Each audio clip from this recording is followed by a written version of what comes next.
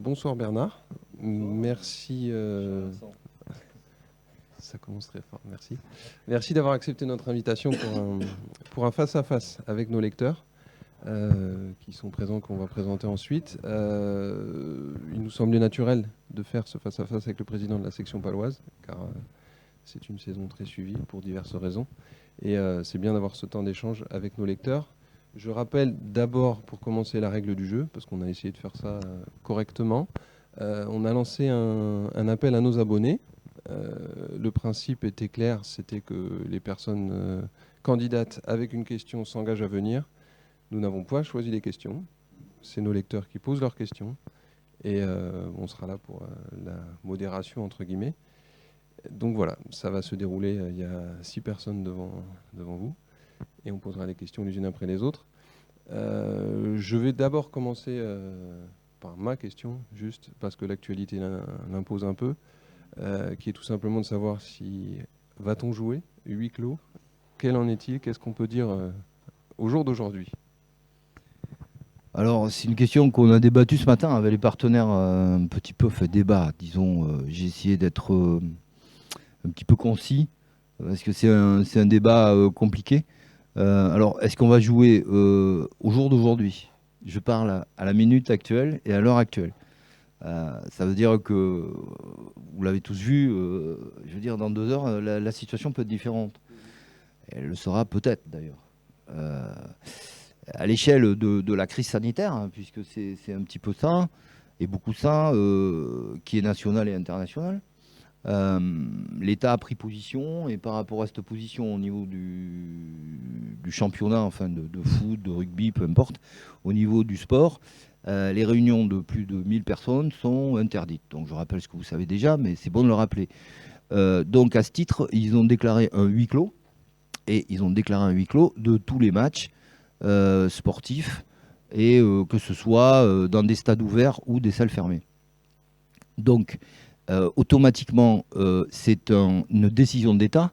Donc, il est exclu, et donc, de ce fait, préfectoral, avec arrêté. Donc, de ce fait, il est bien clair que pour nous, on est dans l'impossibilité totale de pouvoir mettre notre public dans un stade. Donc, on n'était pas très concerné sur les 2 matchs à venir, puisqu'on se déplace, on va à Agen, à Toulon, mais on avait le match que tout le monde attend, le match de Bayonne, qui était d'ailleurs, je dirais, très prisé, puisque nous, commercialement, et ça a son importance, vous verrez, commercialement, il y a 2 grosses affiches, je dirais, qui est dans notre budget de manière qui pèse, hein, c'est le match de Bayonne et le match de Toulouse. Hein, vous comprendrez, je ne vais pas faire l'affront à personne à expliquer. Et donc, on va être obligé de se configurer dans une, je dirais, un huis clos. Donc, huis clos, c'est compliqué à l'organiser, dans le sens où, qu'est-ce qu'on va faire dans un huis clos si on peut laisser rentrer 1000 personnes? Donc, moi, je le dis d'ores et déjà en termes d'équité, si c'est un huis clos, ça sera un huis clos. On ne va pas aller choisir un tirage au sort, un truc. Je n'en ai même pas consulté mes collaborateurs, ni le club, ni personne. Ça sera l'équité, c'est-à-dire ça sera personne. Si c'est huis clos, c'est huis clos. Il n'y a pas de huis clos et demi, quoi. Ou de huis clos un tiers. Donc, alors, je vais venir à ce problème du report. Donc, on a été plusieurs présidents à se poser la question du report. Et notamment Clermont, Toulouse, Pau, La Rochelle et d'autres. Donc les schémas économiques ont été étudiés. Mais pour choisir un report, vous êtes tous férus de rugby, et vous savez qu'on est soumis à plusieurs paramètres. Le premier, c'est qu'on est soumis à un calendrier. Donc si on voulait faire un report, on serait obligé de faire sauter peut-être les barrages, hein, pour arrêter à peu près dans les 15 juillet, au 15 juillet. Mais ça nous pousserait les dates, hein, au maximum. Et ces dates au maximum, ça voudrait dire qu'il n'y aurait plus, et il faut enregistrer ce que je dis, il n'y aurait plus de possibilité sur le moindre problème de report de match ou dans la semaine, ou ça serait très compliqué pour avoir des dates de sauvegarde. Si un joueur attrape ou du moins est mis en quarantaine, les staffs seront mis en quarantaine, les équipes, les machins. Donc si on veut attendre 14 jours, donc vous voyez un peu la complication. Donc repousser par rapport à un schéma comme ça, ça devient compliqué. Le deuxième point, c'est que pour avoir un schéma économique qui se tient, je dirais, avoir une économie du sport où les supporters reviennent, etc. Est-ce que franchement, tout le monde pense que le Covid va s'arrêter le 15 mai, le 15 avril oui, c'est ça, le 15 avril. Pas du tout. On voit bien que la courbe est exponentielle. Le 15 avril, il y aura plus de monde qu'il aura. Alors, je sais que géographiquement, le Covid, visiblement, d'après M. Trump, s'est arrêté au milieu de la Manche, puisqu'il a dit que l'Angleterre pouvait voyager aux États-Unis, mais pas les autres. Mais bon, c'est comme le nuage de Tchernobyl. Il s'était arrêté en Alsace. Hein, c'est ça, à la frontière allemande. Bon, on va arrêter les conneries. Ce qu'on pense, c'est que ça sera pire. Donc, je pense que les autorités prendront les dispositions, comme elles l'ont fait jusqu'à maintenant. Je pense qu'il y a eu une gestion de crise sanitaire qui me paraît moins cohérente. Et donc, je pense qu'au vu de l'expérience des autres et ce qui se passe en Italie, on peut s'attendre, logiquement, à des mesures renforcées. Alors, comment ça va se passer? Nous, pour le moment, on prend l'état des lieux. L'état des lieux, c'est jouer en huis clos. OK? Donc, jouer en huis clos, tout à fait sincèrement, la motivation d'aller dans un stade vide, bon, ok, si on joue au rugby, si on fait du sport, si on est dans un contexte, je dirais, dans l'essence même de ce qui fait ce sport et ce rassemblement populaire, c'est l'essence même de tout ça, c'est avoir une activité et sociétale et sociale à l'échelle d'un stade et se réunir entre nous et vivre cet événement ensemble. C'est ça l'essence même, les joueurs aussi. Bon, mais ça n'aura pas lieu. Donc déjà, là, ça prend une ampleur qui est un peu incohérente. Mais au-delà de l'incohérence, c'est une mesure qu'on peut comprendre, temporaire. Mais si les choses doivent s'aggraver, je pense malheureusement, sans faire de prédiction, que je n'ai pas le droit de faire, parce que ce sont des décisions, même pas du ministère de la Santé, ce sont des décisions du président de la République. Parce qu'on est dans ce cas-là presque dans un contexte d'économie, je dirais, de guerre, si on pouvait faire une comparaison. Donc, un peu outrancière, mais je ne crois pas qu'elle le soit tellement. Donc, de ce fait, le président de la République prendra ses dispositions, et moi, je doute que le report puisse se faire. Moi, j'aurais aimé faire ce report. Économiquement, c'était la solution la plus viable, mais les paramètres feront qu'on ne pourra pas. Après, il y a un autre point aussi, vous faites partie des médias ici, il y a aussi le diffuseur qui, vu que l'État, dans le cas de force majeure, qui est le huis clos, l'État a décidé le huis clos, il n'a pas décidé le report. Donc demain, si nous, on rentre dans ce phénomène du report, admettons, tout ça c'est des si. Et si l'État accepte, on est obligé d'en référer à l'État, l'État accepte que nous reportions, on part dans un risque maximum, c'est-à-dire de se retrouver quand même en huis clos après, et derrière, de pénalités absolument catastrophiques pour le rugby, la Ligue et donc les clubs, par rapport à notre diffuseur, qui lui va dire non, le cas de force majeure, c'est le huis clos, c'est pas le report des matchs. Donc il ne s'adaptera pas à ça puisque c'est un choix de la Ligue. Et derrière, on ne rentrera plus dans les mesures économiques qui seront, je dirais, décidées et qui sont déjà décidées à l'échelle économique du gouvernement, les premières mesures d'étalement au niveau notamment peut-être des charges et TVA et autres. Et donc, de ce fait, on se met dans une situation qui sera peut-être une situation de loser absolument phénoménale, qui sera un championnat qui aura du mal à se dérouler, une saison future qui sera peut-être handicapée par la longueur de celui-là, et en plus avec des pénalités qu'on aura du mal à porter financièrement. Donc, ce que je pense aujourd'hui, c'est qu'au jour d'aujourd'hui, avec les paramètres que j'ai en main, le huis clos aura lieu. Voilà. Donc on jouera à huis clos. J'espère avoir été assez clair pour expliquer quand même l'enjeu de la situation. Après, il y a un autre enjeu. Et tout ça, c'est on a parlé d'argent, on a parlé de médias, on a parlé de tout ça. Mais après, il y a l'enjeu humain. Il y a quand même des mecs qui vont jouer, il y a quand même tout un tas, des familles derrière, des trucs. Et on va se retrouver, si on est dans un contexte de pandémie, on va se retrouver quand même avec des gens exposés et qui, au nom du sport, au nom de l'économie, au nom de je sais pas quoi, vont se mettre eux en situation, je dirais, d'exposition, et les autres vont rester à la maison, aller regarder derrière le décodeur et planquer en se mettant du gel hydroalcoolique.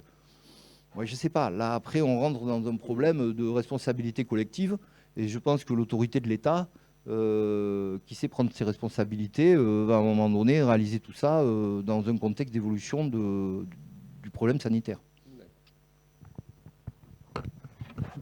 Introduction détaillée mais nécessaire. Et maintenant, donc, je propose qu'on directement on tende le micro à ceux qui sont venus pour ça avec leurs questions. Qui se dévoue? Alors, on commence. Allez, voilà. Je propose que vous vous présentiez, tout simplement. Voilà, Et je m'appelle place à la Pierre, question. je suis retraité et supporter de la section Palace depuis 55 ans. Ça fait un bail. Alors, je voudrais remercier d'abord la République d'avoir organisé l'entrevue et vous, M. Ponto, d'avoir accepté. Voilà, bon. Moi, ma première question sera sur la saison actuelle, qui est difficile pour le maintien. Que pensez-vous de cette situation, vous, le capitaine du Envira? J'avais une deuxième petite question, mais vous avez répondu. D'accord. Donc je vais essayer de répondre celle-là. Ce que j'en pense, c'est qu'il y a plusieurs réflexions d'un président. Je vais essayer de vous les énumérer. La première, bien sûr, si on se démène et si on fait tout ça, et c'est pour jouer au rugby. Donc le premier point, il est effectivement sportif.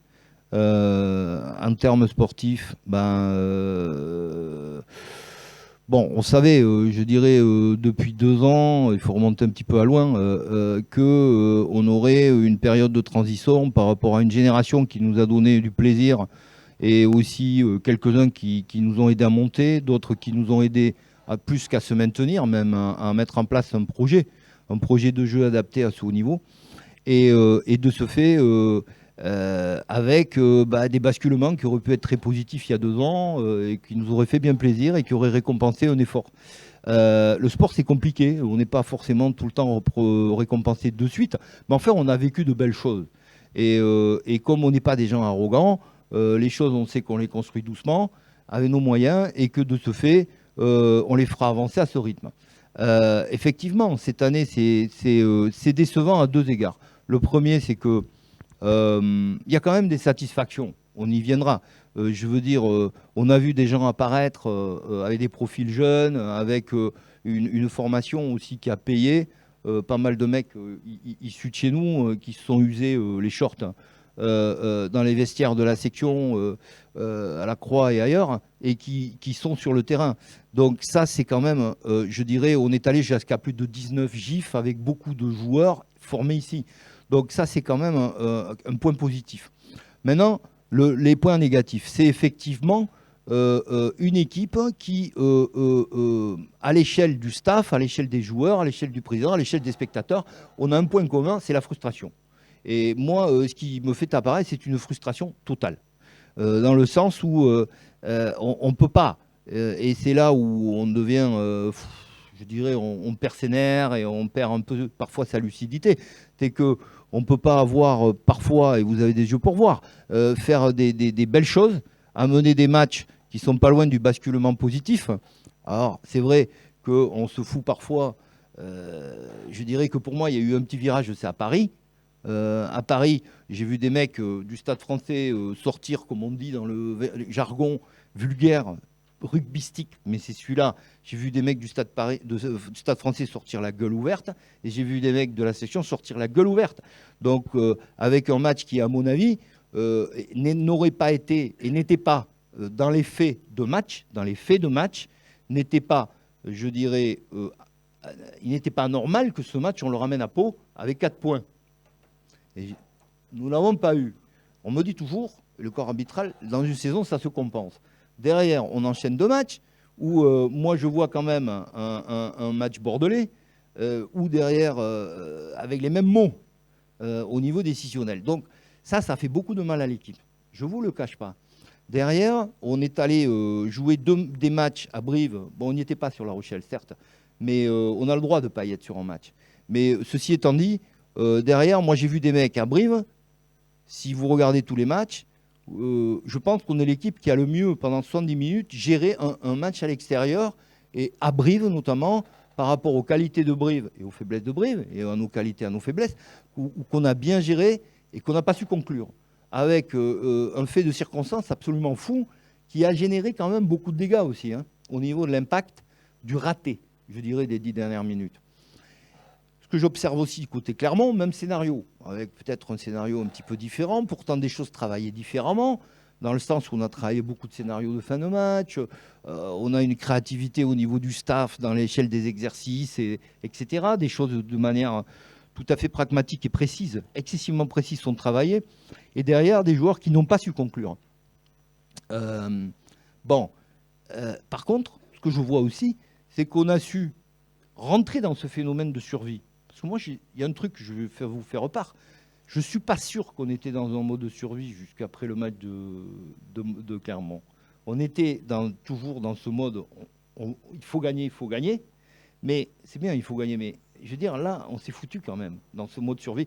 Et dans ce mode survie où, justement, ça demande la maturité, des nerfs et une forme de maîtrise, on a quand même allé faire plus dur qu'on a fait à Brive.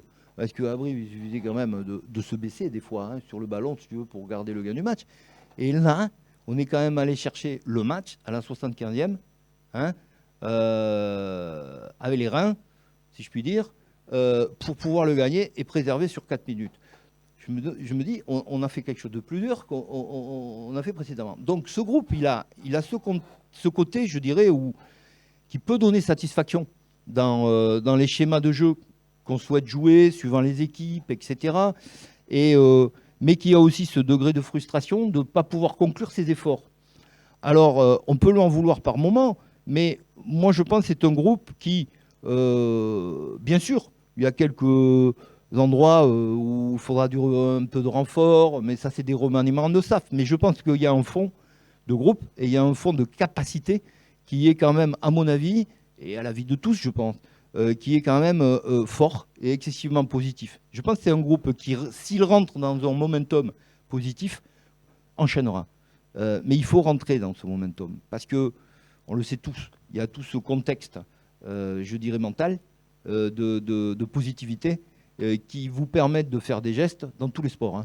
Au tennis, on appelle ça les petits bras. Et là, c'est pareil, qui vous permettent de faire des gestes et qui vous permettent quand même d'aller plus loin. Donc, écoutez, voilà un petit peu. Alors après, il y a le deuxième degré, qui est le problème du président global, qui est aussi la réflexion globale, et ça, c'est avec son staff, sur les manques qu'il faudra combler pour avancer. Et le troisième, après, il est budgétaire. Parce que vous ne faites pas d'illusions. Quand ça gagne, on gagne du pognon, et quand ça perd un peu, on en perd. Donc après, le reste, il y a quelques va-nu-pieds que vous rencontrerez dans le paysage de Pau qui vous diront, qui vous raconteront des histoires. Ça, c'est des conneries. La vérité, elle est là. C'est que quand on donne de la satisfaction aux gens, eh ben, c'est comme ça. Nous, en termes de direction de club ou de club, on a parfois un sentiment d'ingratitude. Je ne vous le cache pas. Mais c'est comme ça. C'est humain. Et donc, c'est parfois pas plus difficile que ça. Voilà. Après, je ne parle pas du coronavirus qui va s'y ajouter, quoi. Bonjour Monsieur Ponneau, donc moi je m'appelle Jérémy, je suis abonné depuis déjà 1996, donc ça fait assez longtemps, depuis presque mon plus jeune âge. Donc ma question est liée au management de l'équipe, notamment le côté sportif. L'année dernière, vous disposiez pendant plusieurs années d'un manager qui s'appelait Simon Manix. Depuis, il est parti. Donc ces tâches-là ont été redistribuées au travers des personnes qui sont en place, notamment Nicolas Gaudignon et Frédéric Manca.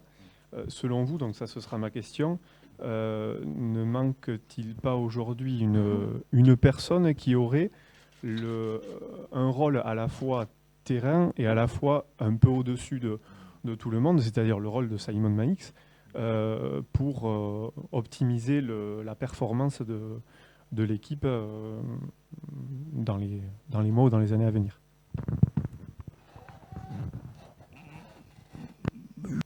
Je vais essayer ce que j'essaie de faire, c'est jamais avoir la langue de bois. Donc, quand parler des hommes directement, si il y a des questions sur les joueurs, j'aurai toujours une forme de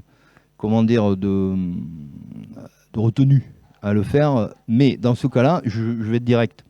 Pardon, là, c'est une question générale d'organisation. C'est pas lié à Simon Manix. Ça me faisait penser, mais je ne parle pas Simon. Simon a su, je vais même à la limite dire du positif. Attendez, excusez-moi. Attention, je ne suis pas dans la critique, loin de là. Non, mais tout à fait. Question organisation. Manix, c'était quelqu'un qui était capable de porter un projet sportif. À l'échelle des hommes et à l'échelle individuelle, si vous faites le bilan et si vous êtes suiveur du rugby, il y en a très peu. Il y en a très peu, et les hommes qui sont capables de faire ça, avec un staff de qualité qui leur convient avec. Hein. On ne fait jamais les choses seuls, hein. Ça n'existe pas. Il y a des mecs qui se vendent bien, mais les mecs qui font des trucs seuls, c'est des menteurs. Hein. Il ne faut pas les écouter. Hein. C'est faux. Hein. Aussi, hein. S'ils disent qu'ils ont fait, c'est faux. Hein. On fait en équipe les choses. Donc, si vous voulez, partant, et vous, bon voilà, vous travaillez tous dans des entreprises, vous voyez l'évolution. En plus, vous êtes jeunes et vous avez vu aussi l'évolution de la société. Il y a effectivement, dans le marché sportif, dans le marché rugby, des gens qui peuvent porter des projets. Mais il faut d'abord que ce soit des gens qui vous correspondent, à la continuité, on ne va pas tout changer d'un coup, à la continuité de ce que vous avez mis en place. Et si j'avais des noms à donner, mais là je vais faire monter le prix de certains, donc ça m'emmerde de les donner, mais pour moi, au jour d'aujourd'hui, vous n'aurez qu'à gratter et chercher. Pour moi, il y a deux mecs et demi, il y en aura 3, disons, très vite, qui sont capables de porter un projet sportif. Le reste, ça ne peut pas le porter seul. Ça doit être des tandems, des équipes, des machins comme ça. Et croyez-moi, là, c'est quelqu'un qui est aussi... À un moment donné, il faut faire des actes de foi hein, dans la vie. Je suis un observateur de près hein, de ces hommes-là, que beaucoup, je côtoie et je connais. Donc, voilà, ça c'est un point précis pour expliquer cela. Et derrière, il y a une évolution. Il y a une évolution des staffs, mais il y a une évolution aussi, je dirais, un petit peu dans un schéma qui a été adopté pareil, hein, qui a été adopté parfois beaucoup chez les Anglais, en Angleterre, enfin, dans le monde anglo-saxon, disons, et beaucoup dans le Sud, etc. On va beaucoup vers des staffs qui peut-être sont représentés par un homme et que les médias adorent. Ils adorent avoir quelqu'un qui, comme un avant, certes, parce que c'est peut-être celui qui communique le plus, et il y a des gens qui sont plus communicateurs que d'autres, donc ils peuvent avoir ce skill. Mais par contre, nous, on a évolué dans une collégialité. Et moi, j'étais persuadé au départ, hein, pour les avoir vus un peu ensemble évoluer sous Manix, certes, mais aussi en fin de saison, que j'avais 2 mecs avec des qualités différentes et des qualités profondes et incontestables et indiscutables et qui seraient très complémentaires. Au-delà de ça, ils sont aussi pas seuls. Maintenant, les staffs, il y a des mecs pour les skills, on est dans l'expertise, le détail, le développement du joueur. Donc, il faut du monde derrière. Parfois, on se pose la question, pourquoi il y a autant de monde ? On n'a pas plus de monde qu'ailleurs. Et même, il y a des staffs, je dirais, d'équipes anglo-saxonnes encore, etc., qui sont beaucoup plus nombreux, parce qu'ils sont encore plus spécifiques. Et ce qu'ils ont encore plus, c'est des préparateurs physiques. Ils en ont presque 1 pour 3 mecs.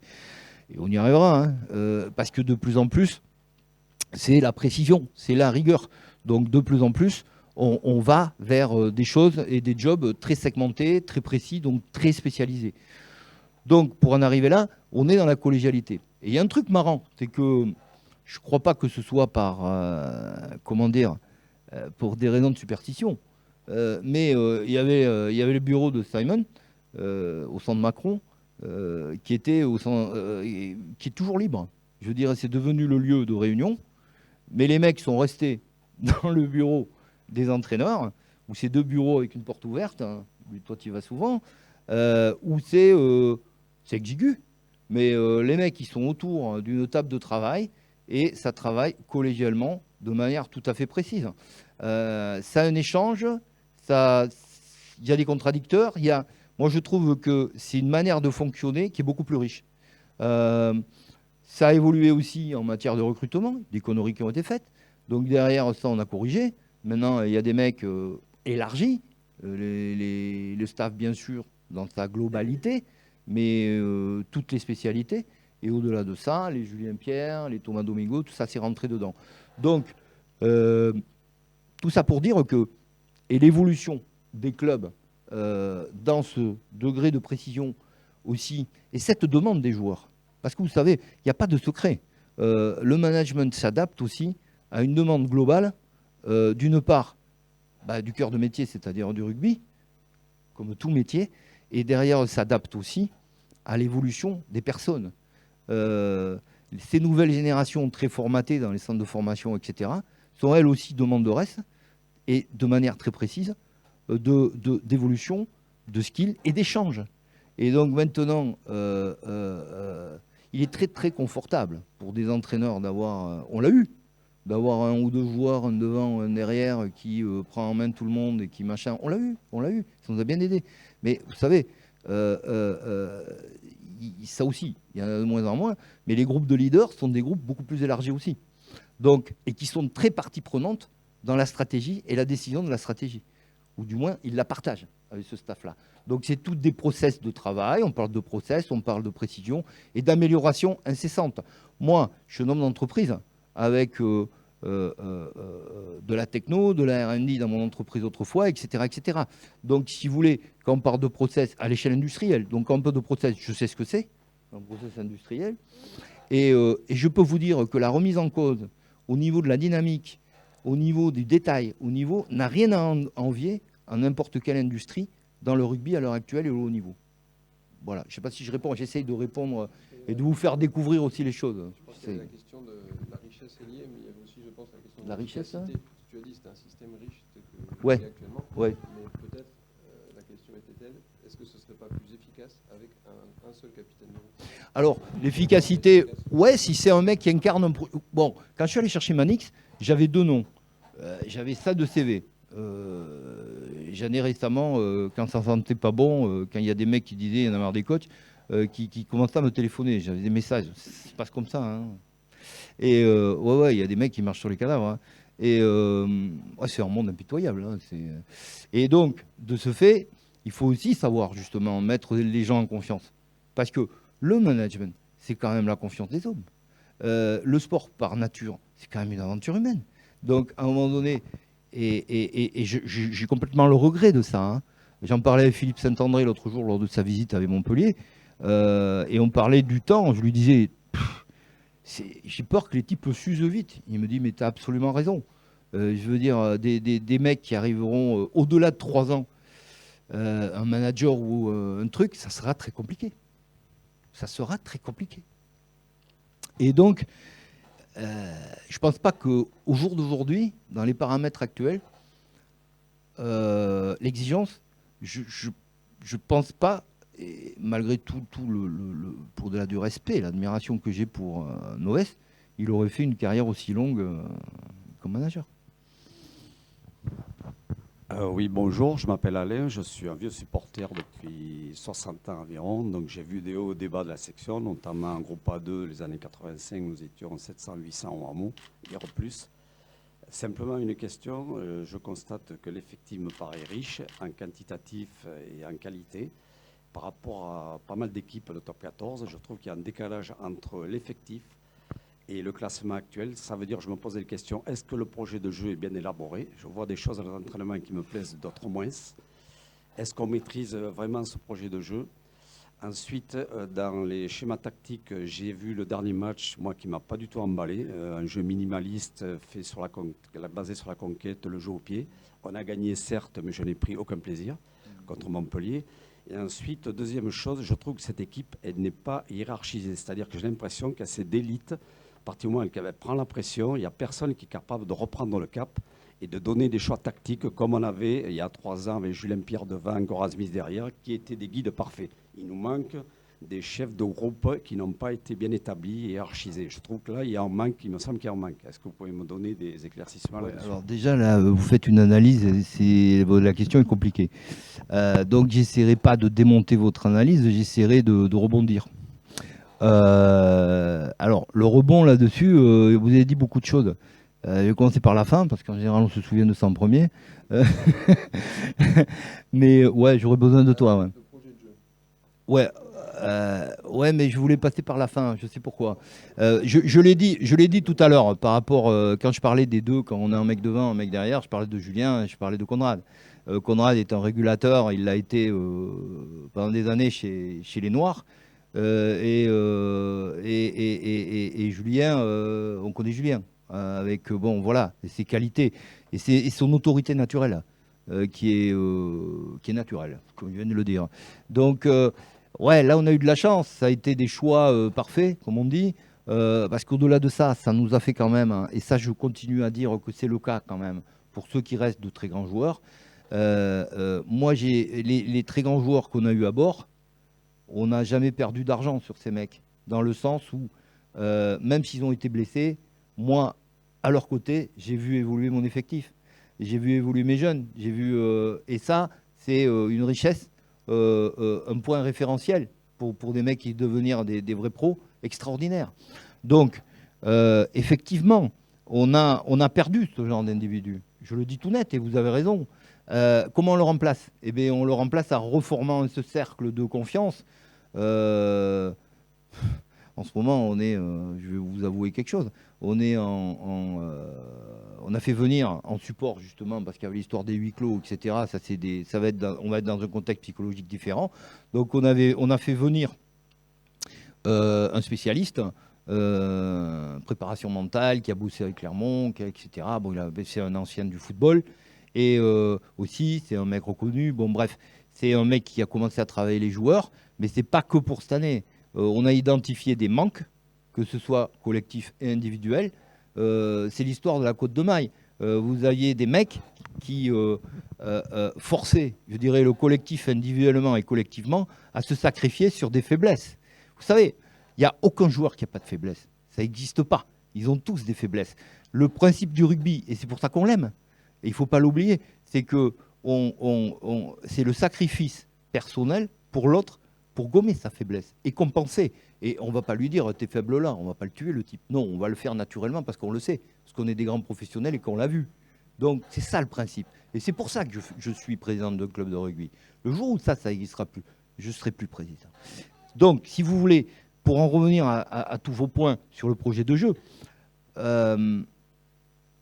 on a changé, on n'a rien changé en fait. On a juste changé des positionnements de joueurs sur des positionnements de 3-3-1, machin, des histoires comme ça. Ça ne fait pas fondamentalement le projet. Mais on n'a pas changé grand-chose. Ce qu'il y a aussi, c'est qu'une équipe, on adapte son projet par rapport à son contexte de confiance. Attention. Et ce que je disais tout à l'heure, c'est qu'à l'heure actuelle, bien sûr, je suis comme vous, je m'emmerde sans m'emmerder. Je vais vous dire pourquoi. Parce que quand je regarde tout le contexte défensif de Montpellier, c'est des espèces de Golgoth. Hein, quand vous êtes au bord du terrain, voilà, vous dites que vous allez passer une bonne journée ou une bonne après-midi ou une bonne soirée. Mais au-delà de ça, ils ont quand même un souci. Je n'ai pas trouvé d'âme dans l'équipe de Montpellier. Mais par contre, j'ai trouvé des mecs, c'est du très gros solide. Et que vous ayez l'équipe 1, 2, 3, l'équipe 3, c'est de temps en temps l'équipe 1. Enfin bref, c'est toutes des équipes 1, quoi. Il y a 3 équipes. On sait pourquoi. Mais au-delà de ça, on était obligé de les jouer comme ça. Stratégiquement, je dis bien, pas plaisamment, mais stratégiquement, je pense qu'on les a bien joués dans notre état mental et dans le résultat qu'on devait faire. Vous savez, malheureusement, on ne voit plus d'essais en première main. Quand on en voit un, c'est un par an, voire même un tous les 2 ans, quoi. Autrefois, des essais en première main, avec des choses bien huilées, c'est un bonheur. C'est fini. Ou alors, c'est que le mec, il s'est trouvé, quoi, en défense, quoi. C'est un trou, quoi. Et il s'est oublié. Mais autrement, ça n'arrive plus. Donc, si vous voulez, la vitesse, elle se prend sur le 2e, 3e temps de jeu. Des équipes comme Montpellier, on sait qu'on a ces difficultés. À 2, au REC, ils vous font plus de boulot que certains à 4. Donc, on s'est adapté. Quelque part, on s'est un peu rassuré. Et je pense que c'est comme ça. Et plus je pense qu'on se rassurera avec un Slade, allez dire un Slade, allez dire un Antoine Astoy. Allez dire à Antoine d'arrêter de jouer. Rappelez-vous à Brive, à un moment donné. Il joue Inter, derrière, ils vont faire me taper, on le sait tous. Mais Antoine, il est comme ça, on va pas lui reprocher. On veut le garder comme ça. Ce qu'on va juste lui enseigner, c'est dire à un moment donné, jouer au pied, c'est aussi de l'offensif. Et c'est, si vous voulez, c'est cette alternance, en fait, qui crée le danger. Et donc, effectivement, il y a des stratégies de jeu par rapport à des équipes qui sont parfaitement chiantes. Mais et bon, je pense qu'il vaut mieux gagner que perdre. Voilà. Après, on n'a pas perdu nos qualités. Parce que les joueurs de qualité, pour jouer, bon, en ce moment, il y en a qui diront on voit moins Vautoux. Bah oui, on le voit moins. Oui, sur un match de Montpellier, on va moins le voir. Ouais. On va le voir un peu au près, on va moins le voir sur le large. Et on n'a quasiment pas joué large. Parce qu'aussi, je vais vous dire, c'est qu'il faut un peu varier notre système de jeu. Parce qu'on nous attendait beaucoup au large. Parce qu'on était une équipe qui était systématiquement large-large. Pour en avoir parlé avec des entraîneurs après des matchs perdus, leur dire oui, mais on vous attendait là, hein, on sait que vous allez jouer large-large. Après, jouer large-large, il n'y a pas de problème. Et si on a un ballon qui va à 4000 km/h sur le troisième temps de jeu. Mais il faut. Voilà. Et on l'a maîtrisé dans la mesure où on a joué sur des pick and go en conservant le ballon, sans Auprès, s'exposer. ouais, parce qu'il nous Ce qu'on n'a pas pas là, su quoi. faire contre Clermont notamment. Donc là, c'était maîtrisé jusqu'à la fin, là, c'était parfait. Avec Ouais, le jeu parce minimaliste. qu'une équipe comme Clermont, on peut la jouer un peu plus large. Parce que c'est aussi leur style. Vous voyez, en termes de. Avec Clermont, ce qu'on a toujours eu avec Clermont, il n'y a jamais eu de mauvais match contre Clermont. Et pourquoi? Parce qu'on a des systèmes de jeu. Bah, je voulais peut-être avec un groupe de joueurs un peu différent. Ils ont une qualité extraordinaire. Mais on a un projet de jeu, un jeu qui est très, très semblable. Voilà.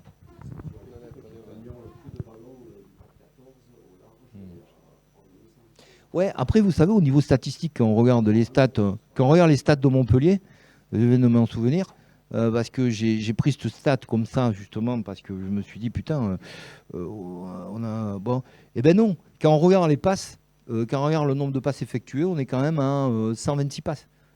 On est quand même sur un schéma de haut niveau, c'est sûr, mais je dirais, on est quand même sur un truc haut.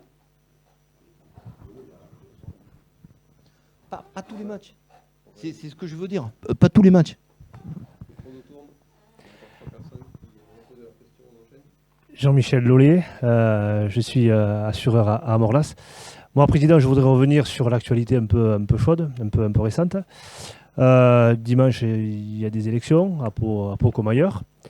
Et président, je voulais savoir si vous avez rencontré quelques-uns des favoris à la mairie de Pau par rapport au stade du Hameau, par rapport à l'évolution du stade du Hameau, puisque sous votre présidence, beaucoup de choses ont été faites, mais il y a toujours un dernier morceau qui reste à faire et qui aujourd'hui est constitué uniquement de tubes, quoi. Donc, président, est-ce que vous les avez rencontrés? Est-ce qu'ils ont pris des engagements auprès de vous, des engagements sur des dates, sur des travaux? Et puis, vous, dans l'idéal, président, qu'est-ce que vous verriez pour finir le stade? Je veux dire, comment vous la verriez, cette dernière partie du stade qui reste à finir? Alors, c'est une belle question, parce que quand un truc est commencé, c'est bien de le finir. Hein. Et Dieu sait si j'ai bossé depuis que j'ai pris la présidence. Vous savez, le combat sur le stade, il a démarré en 2006. Hein. Mais ceci dit, certains l'ont pensé, M. Bayrou l'a fait. Il faut quand même rendre à César ce qui est à César. Mais au-delà de ça, pour être clair, j'ai vu beaucoup de candidats qui me l'ont demandé. J'ai vu Maître Blanco, j'ai vu ce matin M. Marbeau. On a parlé des problèmes de sport, etc. Je crois, le stade, il faut quand même le dire, quand ça a été mis d'une manière générale au vote, il est quand même plébiscité par les gens sensés. Les insensés, bon, tant pis pour eux. Mais les gens sensés, il est quand même plébiscité. C'est un beau lieu, hein, c'est un beau stade. C'est derrière, dans une réflexion de convivialité, d'espace, de réception pour divers, etc. Et donc, M. Bayrou a fait ça excessivement vite. Et je l'en remercie. Parce que c'était. J'ai pas dit que c'est ça qui va nous maintenir où on doit être et où on rêve tous d'aller. Mais c'est un outil indispensable. On l'a pas, on est marron. Je veux dire, on voit bien, hein, en Côte Basque, le choix est fait. Hein. Il y en a un qui l'aura, l'autre qui l'aura pas. Hein. Mais ils vont se développer, c'est parti. Le coup est parti, comme on dit. Et là, on aura un terrain hybride septembre, donc saison prochaine. Ça démarrera le 1er juin. Ça a été annoncé hein, dans la presse, etc. Et pour la fin du stade, alors je ne suis pas très doué en marché public, mais il y a toujours les études, les concours d'architectes, les machins. Donc la fois d'avant, je me baserai sur ce qu'on a vécu. On est quand même l'agglo de Pau a réussi quand même à mettre en place un stade en 18 mois à peu près, hein, ce qu'on en connaît de neuf. Alors ça va se passer en deux phases. Il y aura effectivement la tribune sud. Ce qu'on appelle la sud, c'est pour changer le tubulaire, la tribune Furiani. je rigole, hein, et elle est checkée tous les 6 mois, hein, rassurez-vous. Ceci dit, donc celle-là sera une tribune neuve, avec ce que nous souhaitons, et qu'après en considération, parce que ça a toujours tout été fait en collaboration avec le club. Tout. C'est-à-dire les options, les choix d'aménagement et autres. Et dans la mesure du respect des deniers publics. C'est un stade qui n'a pas coûté cher par rapport à d'autres. Et donc, capacité finale, il est 18 034, il sera un peu inférieur, il aura une capacité de 17 000, probablement. Okay, mais la tribune sud, où il y aura un plateau, premier étage, qui remplacera le hall VIP, okay, avec une capacité de 600-700 personnes, et dessous, au lieu de le faire dans un deuxième temps, on prendra en compte un ISO hangar avec des buvettes pour abriter, fermer, tout ce qu'on voudra. Voilà. Donc il y aura ça. Et il y aura aussi une réfection de la tribune d'honneur, qui en a bien besoin, dans sa partie loge, ses sièges, son cosmétique, et probablement son toit, parce que, je ne sais pas si vous avez remarqué, on a quand même un souci vraiment, c'est le souci de l'ombre, là. Donc, terrain hybride, bien, mais enfin, il faut de la photosynthèse. Donc, il y aura probablement un traitement avec un toit, une partie du toit qui laisse passer les UV de telle manière à pouvoir faire pousser l'herbe. Donc, c'est dans le programme de M. Bayrou. Et je voudrais dire quand même, parce qu'il faut aussi toujours dire les choses, c'est le stade du Hameau a toujours fait l'objet d'un vote unanime, hein, de tous les gens qui étaient autour de la table, à l'agglo, opposition incluse. Donc voilà. Donc dans 18 mois, on aura, ou disons, allez, 2 ans, on aura ce stade terminé. Voilà. François de Saint-Morlas, pour continuer sur les loges que vous allez refaire, là, tribune d'honneur. Ouais, Léonard. Donc vous allez faire redescendre les rangées de sièges. Oui, monsieur. Et alors, effectivement, qu'est-ce que on vous va allez faire perdre. de nous, les abonnés qui sommes juste derrière. C'est une bonne question. Eh ben, il faudra venir un peu plus tôt l'année où c'est fini, de telle manière on va mettre juste un rang plus bas ou 3 rangs plus bas, quoi. Voilà. Voilà. Déjà, on a descendu une fois, on va redescendre une autre fois. Ouais, mais vous savez, oui, mais bon, vous y verrez tout aussi bien, hein, quand même. Oui, parce que là, déjà, on paye déjà, on a été bien augmenté au niveau des tarifs. Ouais, alors tiens, puisque vous parlez de l'argent des abonnements, moi je voudrais être clair là-dessus. Et ça, je vous défie de le faire. Si vous prenez les clubs, La Rochelle a une contenance de 16 500. Okay, donc ils font du sold out en 16 500. Nous, le sold out sera 18 000.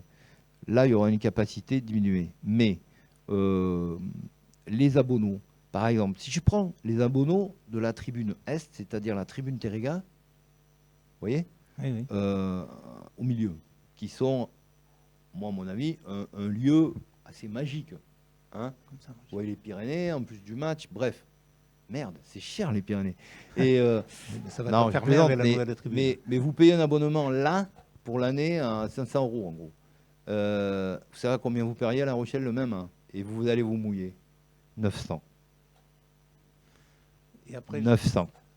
Et donc, si vous voulez, on a toujours privilégié ce contexte. Jusqu'à quand on peut le faire, je ne sais pas. Parce que je vais vous dire quelque chose. Nous, on est, grâce à des grands partenaires, tels que Total, certes, et d'autres, et des partenaires, je dirais, des grosses PME locales aussi, hein, qui sont d'une fidélité absolue. Je pense à Cancé, je pense à d'autres. Alors, quand on commence à citer, on en oublie. Je m'excuse pour les autres. Mais au-delà de ça, ce que je veux dire par là, c'est qu'on a un partenariat qui n'a cessé de grandir depuis...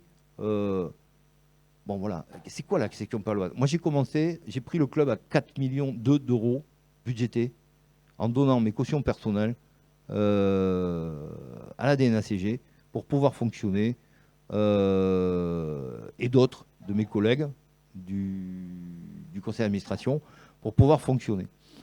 On a commencé à 4 millions de budget. On en est à 24,5. Il y a eu un énorme travail, hein, pour fédérer ce contexte financier. Et en termes d'équilibre budgétaire, on est très bien, je dirais, si on se compare aux autres clubs, hein, parce qu'il faut toujours se comparer, hein, il y a les matchs, mais il y a les matchs budgétaires. On est très bien dans un contexte, je dirais, en partenariat. On est fort, on est plus fort que Bordeaux en partenariat, on est plus fort que beaucoup de clubs. Par contre, on est faible dans la partie grand public et du prix des places. On est faible. Et c'est un handicap. C'est un handicap, je ne vous cache pas. Pourquoi ? Parce qu'on le voit bien, dans une économie où vous nécessitez... Alors vous rencontrez des types qui vous diront qu'avec 9 millions, ils seront champions du monde. Moi, je vous dis, les écoutez pas. Hein, ne les écoutez pas. Vous pourrez faire des choses dans ce monde professionnel et dans ce rugby. Vous pourrez commencer à espérer entre 2,5 millions et 11,3 millions, c'est-à-dire au salarié cap. Point final. On pourra commencer à faire des choses. Et encore, sans faire beaucoup d'erreurs. Hein. Dès qu'il y en a 2 ou 3, c'est compliqué. Et donc, et on en fera toujours, malheureusement. Mais au-delà de ça, ce que je voulais dire, c'est que l'apport de ce chiffre d'affaires supplémentaire doit être amené par le grand public. C'est comme ça. C'est une histoire de balance. Et malheureusement, le prix des places, il ne baissera pas. Parce qu'il y a un prix de spectacle rugby, entre guillemets, qui parfois ne nous satisfait pas pleinement, je vous l'accorde. Mais ça, c'est quand on va à une corrida, on se fait une barrière à 100 € et derrière, il n'y a que des carnes. Bon, mais je veux dire, voilà, mais où un prix est nécessaire. Et il y a un prix entre guillemets, de ce coût-là, de cette masse salariale, de ce fonctionnement. Et puis, ça ne va pas que là. Je veux dire, le club, il ne fait pas que financer des joueurs. Le club, c'est aussi un impact économique. Et là, on va s'en apercevoir avec le coronavirus. C'est que là, demain, là, les choses s'arrêtent. Le huis clos, le machin, plus de traiteurs, plus de tout ça, plus de sécurité. C'est 400 personnes qui travaillent au hameau tous les week-ends. Ce n'est pas des milliardaires qui travaillent au hameau tous les week-ends. Hein. C'est des mecs qui ont besoin de se faire un petit peu plus avec ce qu'ils gagnent par mois ou qui n'ont pas par mois. Voilà. Donc ça a un impact économique. Et ça a un impact économique direct et un impact économique indirect. Donc si vous voulez, ce qu'il faut se dire aussi quand on achète un abonnement, c'est qu'on ne participe à ça. On participe à un impact économique, on participe à toute une activité sociétale et on fait partie d'une communauté qui quelque part, s'autofinance. Mais il y a un prix à tout ça, malheureusement. Oui, simplement, on est un peu frustré de... Mais je suis d'accord avec vous. Comme vous. Moi, je vais vous dire, si ma femme m'écoute, elle va gueuler. Hein. Mais tiens, s'il fallait faire un chèque de plus pour, disons, avoir, je le ferai. C'est pas l'argent. Je suis d'accord avec vous. Et à un moment donné, ça compte plus. Le plaisir est plus fort. Je vais vous poser une autre question aussi.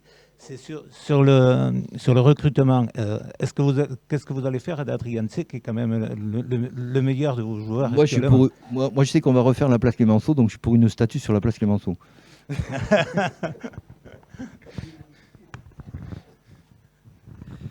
Bonjour Président, Bonjour. Je m'appelle Francis Somme de Coste, je suis éleveur du côté d'Orthès et aussi abonné bien sûr à la section depuis quelques années. Moi ma question elle vient sur l'arbitrage bien entendu. Il n'y a pas si longtemps que ça vous avez poussé un coup de gueule. Je trouve dommage que vous n'alliez pas plus loin dans le coup de gueule, même si ça vous attirerait peut-être un peu plus les foudres. Mais il serait peut-être temps de profiter qu'un gars du coin soit là, dans les hautes instances arbitrales pour peut-être un peu montrer ce qu'il y a depuis pas mal d'années maintenant, c'est-à-dire un arbitrage à deux vitesses. On ne pourra pas le dire, personne ne veut en parler, mais pourtant c'est bien là. On le voit, c'est flagrant. Les grosses cylindrées ne sont pas arbitrées comme les petites. Donc, il serait peut-être temps de faire quelque chose et peut-être de se réunir avec d'autres présidents et de faire remonter ce genre d'infos. Ouais, alors bon, moi je mettrais un peu un bémol si je m'étais lâché le soir du Stade Français. C'est pour ça que je parle plus à chaud. Un jour, j'étais à Oyonnax, j'avais gueulé comme un veau, avec des mots à l'époque, ça coûtait moins cher, et puis on vous disait rien. Là maintenant, depuis l'histoire Mourad, là, c'est Chéreau, et puis bon, on peut aller regarder les matchs pendant un moment à la maison aussi. Donc, même pour un président. Donc, pour être sérieux, je réagis plus à chaud parce que ça sert à rien. Parce que derrière, en plus, j'ai toujours considéré, et je le dis avant de parler globalement de l'arbitrage, si à un moment donné on en est là, c'est que moi je ne crois pas au hasard. C'est ce qu'on induit qui est important. Donc il y a de l'injustice. Parlons d'injustice. Et il aime bien le moment de parler de l'injustice. Et on va en parler. Mais au départ, il faut faire gaffe. C'est pas de la faute des autres. C'est toujours sa faute. Et si on veut avancer, c'est sur soi-même qu'on regarde. On ne regarde pas les autres. Donc ça, je veux le dire. Parce qu'il y a des joueurs qui écoutent, ils savent que c'est ma philosophie, et ça sera toujours celle-là. Et qu'on ne vienne pas me raconter que c'est l'arbitre. Premier point. Par contre, après, il y a un régulateur de jeu qui s'appelle l'arbitre. Et dans le rugby, Dieu sait si c'est important. Hein, quand même plus facile. Moi, ce que je vois quand même, c'est un arbitre de touche aussi, qui est quand même sur la latéralité. Au foot, ils arrivent à avoir des hors-jeux qui sont quand même très compliqués à voir. Hein. Et nous, jamais un drapeau levé là-dessus. Hein. Je ne sais pas si bip les types, j'ai pas l'impression. Mais ça, on parle de jeu. On parle de jeu. Si on commence à bien arbitrer ça, que ce soit pour nous et pour les autres, peut-être qu'on verra plus de jeux. Alors, pour revenir à l'arbitrage, moi, je dirais quand même qu'il y a des arbitres de grande valeur. Je veux dire, si tous les jours on nous envoie Pascal Gauder, Romain Poite, voilà. On commence à citer, on va en oublier. Mais ceci dit, je pense à eux parce que c'est quand même Écoutez, j'ai bien aimé l'arbitrage contre Montpellier, hein, aussi, de Rénal. Bon voilà, on arbitre, c'est des arbitres pros. Et on voit qu'il y a un rendu dans ce professionnalisme. Donc je pense qu'on pense à Jérôme Garcès qui est maintenant venu à ce jugement technique et tout. Et je pense que c'est un gars qui a des idées, c'est un gars structuré. Mais je pense qu'il faut donner aussi les moyens au corps arbitral de pouvoir plus se professionnaliser, de plus bâtir la formation, hein, des arbitres pour le haut niveau. Je pense que le rugby y a gagné dans la professionnalisation. Il y aura toujours des erreurs. Il faudra les accepter parce que ça fait partie de notre sport et de notre génétique. Mais pas l'injustice. Pas l'injustice. Et quand on prend certains arbitres, il est vrai qu'il y a certains qui font un dénominateur commun quand je regarde les matchs du top 14, où ce qu'on voit à Pau, on le voit ailleurs, et souvent pour les mêmes clubs. On est bien d'accord. Et c'est même pas les gros. C'est un ou deux clubs. Il y a un ou deux clubs dans le championnat qui, par certains, ne sont pas arbitrés comme les autres. C'est très clair. Je peux inviter quelques amis présidents avec qui j'ai changé là-dessus, qui ils se feront mal voir comme moi. Je m'en fous. J'en prends la responsabilité. Mais s'ils sont honnêtes, ils diront ce que je dis. Il y a des choses. Moi, il y a des gens, je me demande si j'ai envie de les revoir en hameau. Je pense même que je me confierais pour certains en disant ne les envoie plus. Depuis qu'on est remonté en top 14, il y a un type, c'est tout le temps lui qu'on a contre cette équipe-là, on a toujours perdu. Ou quasiment. Sauf quand il n'est pas là. Voilà. Monsieur le Président, la section paloise a pour ambition, j'espère, de rentrer dans une première étape dans les 6. Et pour essayer d'être régulier dans ces projets-là. Et dans un second temps, essayer de jouer le titre. Je ne parle pas d'aujourd'hui, ni de demain. Est-ce que vous pensez que le recrutement qui a été fait ces dernières années va dans ce sens-là? Ou, une dernière petite question, ou ne faut-il pas l'améliorer quantitativement, tout en gardant les jeunes que nous avons au club, l'Espio, Le Bail, Malier, Domania, Astoy et, excusez les autres, il y en a pas mal qu'il faut garder aussi. Oui, bien sûr. Je veux dire, quantitativement, je ne sais pas. Qualitativement, oui. Ouais, voilà. Parce que, oui, effectivement. Après, vous avez une difficulté. C'est que si vous regardez poste par poste par rapport à, je dirais, à une recherche de niveau ou par rapport à ce qui vous manque, il y a des postes qui sont en France forts, les neufs, etc. Il y a des postes qui sont denses et il y a des postes qui sont très faibles. C'est-à-dire que si vous faites le bilan, par exemple, des numéros 13, c'est un poste qui est très compliqué. Des purs 13, hein, je ne parle pas de... et 13 d'emprunt, je parle de vrai.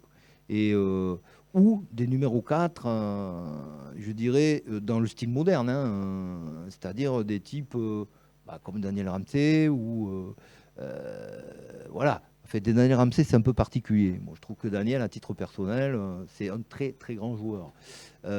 Bon, je ne sais pas si en France on a l'équivalent avec le ballon à la main. Mais ceci étant dit, c'est un petit peu ce qu'on recherche.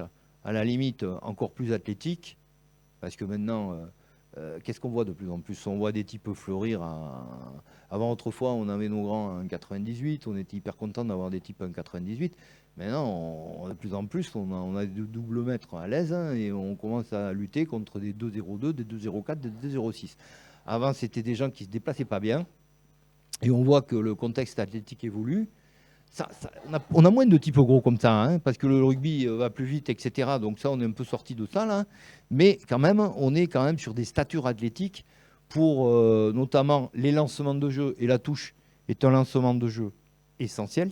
Donc, on a souvent des blocs, 2 blocs par équipe, qui sont très hauts, quoi.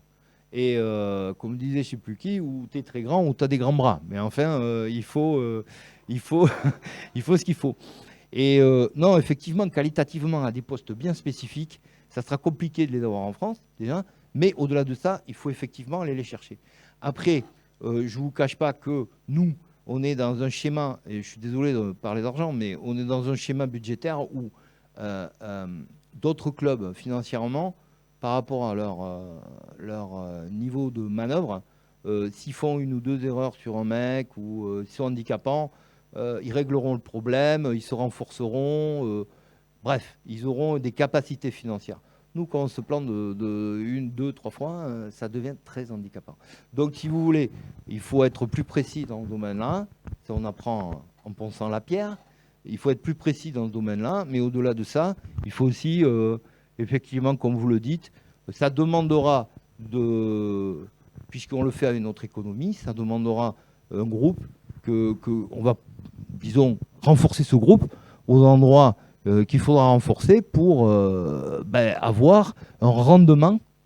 Parce que je pense qu'on peut battre n'importe qui. Mais sur une saison, avoir un rendement pour être dans ce fameux top 6. Après, quand on rentre dans ce fameux top 6, certains clubs, ils sont rentrés cette année de manière remarquable et ça fait des années qu'ils cherchaient à le faire. Avec des pertes de 3, 4 millions, ça a duré, des erreurs, des machins. Personne n'est plus fort que personne. Je veux dire, à un moment donné, il faut trouver sa bonne adéquation. Voilà. Et donc, effectivement, il faudra un peu de temps. Moi, je pense qu'on a un groupe là où il faudra, qui doit monter en puissance l'année prochaine, en bouchant et en lui amenant quelques petites plus-values. On aura un groupe avec pas mal de fins de contrat l'année prochaine, en 2021. Et là, il y aura quand même des choix. Alors, regardez Daubagna, etc. Bien sûr, bien sûr. Et sachez qu'aussi, quand on révèle un jeune, on a un plaisir extraordinaire de l'avoir révélé. On a une satisfaction des éducateurs, on a tout ça. Mais on sait, le président, il sait une chose, lui, dont le staff se fout éperdument au premier abord. Il n'y pense pas. Ce qui est normal qu'il n'y pense pas. Mais il y pense quand on commence à recruter, à rediscuter les contrats. Quand vous révélez un mec, vous savez qu'il va vous coûter le double. Parce que vous avez un peu changé de génération. Les mecs gèrent leur carrière. Oui, mais ça veut dire quoi en termes économiques? Ça veut dire que de manière organique, vous avez un groupe qui vous coûtait X, qui demain vous quitte X plus 1 ou X plus 2 avec les mêmes personnes. Parce que, oui. Et donc, si vous voulez, il faut, et il y a tout un contexte de planification, et celui qui a énormément de marge de manœuvre, il est moins ennuyé au niveau de de créer une génération spontanée, mais celui qui a moins de marge de manœuvre, il est obligé de le faire comme un bon épargnant et par à coup. Voilà.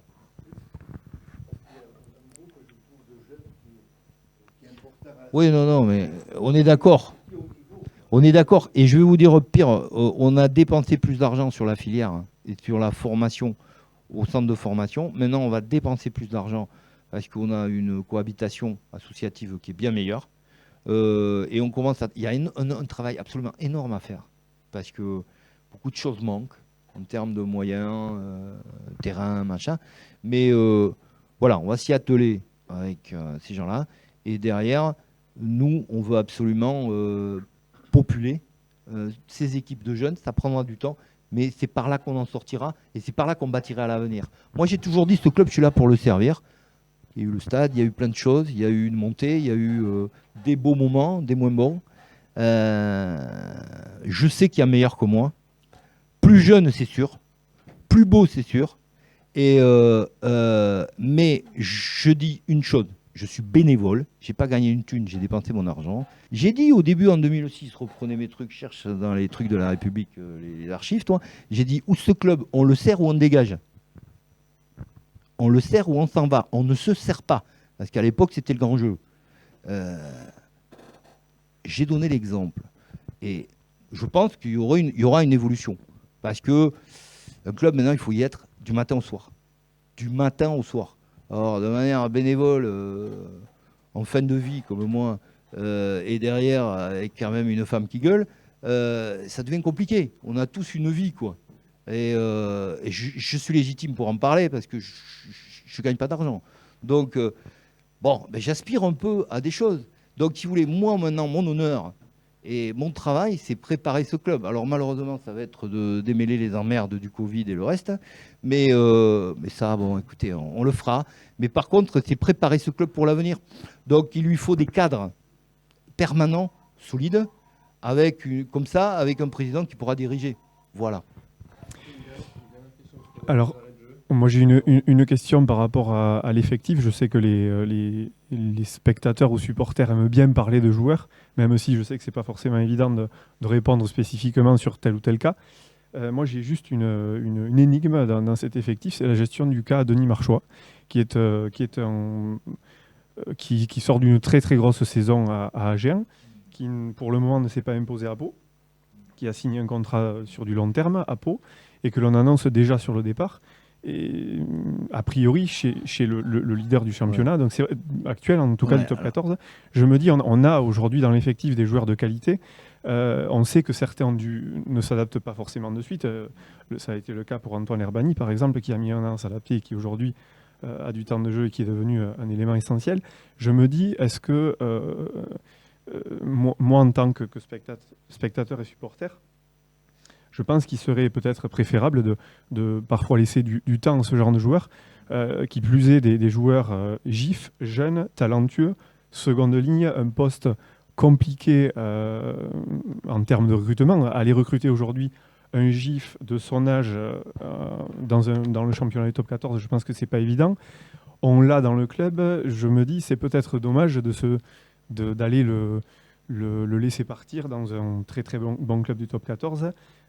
Parce qu'il n'aura peut-être pas suffisamment, il ne se sera peut-être pas adapté de suite. Donc c'est un cas spécifique, hein, le cas de Denis Marchois, mais c'est vrai que je me dis, on a un talent brut dans cet effectif et on ne l'utilise pas. Donc est-ce que vous pouvez peut-être... Oui, je vais dire deux mots. Déjà le choix, effectivement, il fait une belle saison dans un contexte agenais où il rend service sur pas mal de côtés de la mêlée et dans un contexte global avec une polyvalence. Nous, et le pari, c'était aussi de le faire évoluer plus sur du ballon. C'est ce qu'on demande à Pau. Plus sur du ballon et plutôt 4, quoi. Cette évolution est un peu compliquée et peut-être aussi ce qui complique, c'est le schéma de saison par rapport à, je dirais, un contexte global de deuxième ligne. Fabrice Metz, on l'a tous vu, passer un cap absolument extraordinaire, moi je trouve, cette saison. Beaucoup de travail personnel et qui paye. Derrière, on a quand même Delannoy qui a amené une densité qui lui est propre et qui a même, franchement, beaucoup évolué dans son contexte, je dirais, touche, etc. Enfin, line-up, j'allais dire, tu vois, touche, etc. Et donc, il y a de la concurrence. Après, il y a Daniel Ramsey, avec sa capacité de jeu, le Daniel qu'on connaît, pas faire la fronde, voilà. Et donc, avec un positionnement au niveau de Denis Marchois qui est un peu lent. Alors, effectivement, un mec comme Antoine Herbani a eu la patience. tous les mecs n'ont pas cette patience. Que Denis dise à un moment donné, non, moi, je ne vais pas attendre, je veux jouer plus de suite. Hein. Après, ça devient personnel hein, par rapport à cette attente-là. Vous voyez donc, on peut l'avoir chez les jeunes, le même problème. On peut perdre en jeune à cause de ça. Parce qu'il y a un club qui va lui dire, tu joueras plus vite chez nous à tel endroit, etc. Et derrière, c'est un pur mensonge. Hein. Après, il faut s'adapter. Hein. Tous les mecs, tous les entraîneurs prendront les mêmes décisions hein, par rapport à l'adaptation du bonhomme au système et à ce qu'il peut amener en valeur ajoutée. Mais je dirais, voilà, c'est des phénomènes. Après, nous, à titre personnel, le club, on n'a pas dit que Denis Marchois partait. Hein.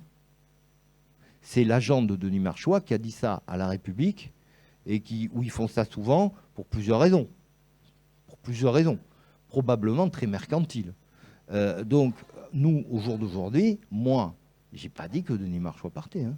Vous voyez Par contre, si le mec me dit j'en ai ras-le-bol de ta gueule et je suis outrancier, mais je veux dire non, en plus c'est un mec sympa lui. Et non, je veux faire autre chose, etc. On retiendra pas. On retiendra pas. Il ne faut pas retenir les mecs s'ils n'ont pas envie de rester pour des raisons X, Y, Z. Ça peut être personnel, ça peut être pour plein de raisons. Moi, je l'ai vu en 15 ans, des raisons diverses, que je ne peux pas révéler pour certaines et que je peux pour d'autres. Mais Denis Marchois, au jour d'aujourd'hui, on n'a pas dit qu'il partait. Voilà.